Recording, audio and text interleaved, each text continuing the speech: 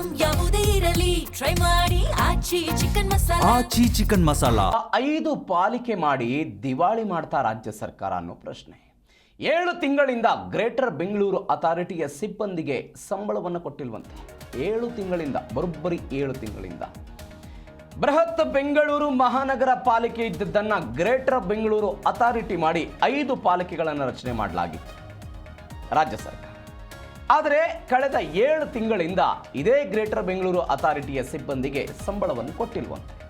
ಗುತ್ತಿಗೆ ಆಧಾರದ ಮೇಲೆ ಕೆಲಸ ಮಾಡ್ತಾ ಇರೋರಿಗೆ ಸಂಬಳ ಇಲ್ವಂತೆ.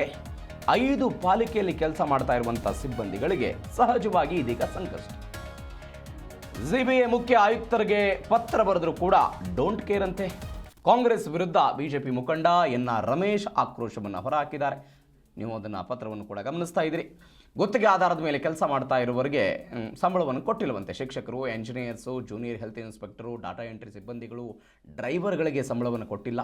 ಕಳೆದ 7 ತಿಂಗಳವನ್ನು ಸಂಬಳವನ್ನು ಕೊಟ್ಟಿಲ್ಲ. 5 ನಗರ ಪಾಲಿಕೆಗಳಲ್ಲಿ ಕೆಲಸವನ್ನು ಮಾಡ್ತಾ ಇದ್ದಾರೆ. ಬಾಡಿಗೆ, ದಿನದ ಖರ್ಚು, ಮಕ್ಕಳ ಫೀಸು, ಸಹಜವಾಗಿ ಎಲ್ಲ ಸಮಸ್ಯೆ ಆಗುತ್ತೆ. ಕಳೆದ 7 ತಿಂಗಳಿಂದ ಸಂಬಳ ಆಗಿಲ್ಲ ಅಂತ ಹೇಳಿದ್ರೆ ಬಾಡಿಗೆಯಿಂದ ಹಿಡಿದು, ದಿನಸಿ ಖರ್ಚುಗಳಿಂದ ಹಿಡಿದು, ಶಾಲೆಯ ಫೀಸ್ಗಳಿಂದ ಹಿಡಿದು ಎಲ್ಲವೂ ಕೂಡ ದೊಡ್ಡ ಮಟ್ಟದ ಸಂಕಷ್ಟ. ಇನ್ನು ಸಂಬಳ ನೀಡಿ ಅಂತ ಸಿಬಿಐ ಮುಖ್ಯ ಆಯುಕ್ತರಿಗೆ ಪತ್ರ ಬರೆದಿದ್ದಾರೆ. ಆದರೆ ಡೋಂಟ್ ಕೇರ್ ಅಂತ ಅದೇನವರು ಇದಾಗಿಲ್ಲ, ಡೋಂಟ್ ಕೇರ್ ಆಗಿದೆ ಅದು. ಇದುವರೆಗೂ ಕೂಡ 5 ನಗರ ಪಾಲಿಕೆ ಕಮಿಷನರ್ಗಳಿಗೂ ಕೂಡ ಸಂಬಳ ನೀಡಿಲ್ಲ. 5 ನಗರ ಪಾಲಿಕೆಯಲ್ಲಿ 400ಕ್ಕೂ ಹೆಚ್ಚು ಗುತ್ತಿಗೆ ಆಧಾರದ ಮೇಲೆ ಕೆಲಸ ಮಾಡ್ತಾ ಇದ್ದಾರೆ ಅಧಿಕಾರಿಗಳು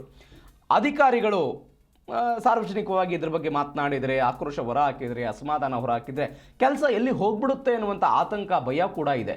ಹೀಗಾಗಿ ಸಿಬಿಐ ವಿರುದ್ಧ ಇದೀಗ ಬಿಜೆಪಿ ಮುಖಂಡ ಎನ್.ಆರ್. ರಮೇಶ್ ಆಕ್ರೋಶವನ್ನು ಹೊರ ಹಾಕಿದ್ದಾರೆ. ಅದರಲ್ಲಿ ನೀವು ಗಮನಿಸ್ತಾ ಇದ್ದೀರಿ, ಸಂಬಳ ಏನೇನು ಬಾಕಿ ಇದೆ, 5 ನಗರ ಪಾಲಿಕೆಗಳಲ್ಲಿ 5-6 ತಿಂಗಳಿಂದ ವೇತನ ಪಾವತಿ ಆಗಿಲ್ಲ ಅಂತ ಎಲ್ಲ ಉಲ್ಲೇಖ ಮಾಡಿದ್ದಾರೆ. ಬೆಂಗಳೂರನ್ನು ಗ್ಲೋಬಲ್ ಲೆವೆಲ್ಗೆ ತೆಗೆದುಕೊಂಡು ಹೋಗಬೇಕು ಅಂತ BBMP ಇದ್ದದ್ದನ್ನು ಸಿಬಿಐ ಆಗಿ ಬದಲಾವಣೆ ಮಾಡಿದರು. 1 ಪಾಲಿಕೆ ಇತ್ತು, ಅದನ್ನು 5 ಪಾಲಿಕೆಗಳಾಗಿ ಮಾಡಿದರು. ಅದಾದ ನಂತರ ಇದೀಗ ಈ ಸಿಬ್ಬಂದಿಗಳಿಗೆ ಸಂಬಳ ಇಲ್ಲ ಅಂತ, ಶೀಘ್ರವೇ ಸಂಬಳ ಆಗಬೇಕು ಅಂತ ಅವರು ಪತ್ರ ಬರೆದಿದ್ದಾರೆ.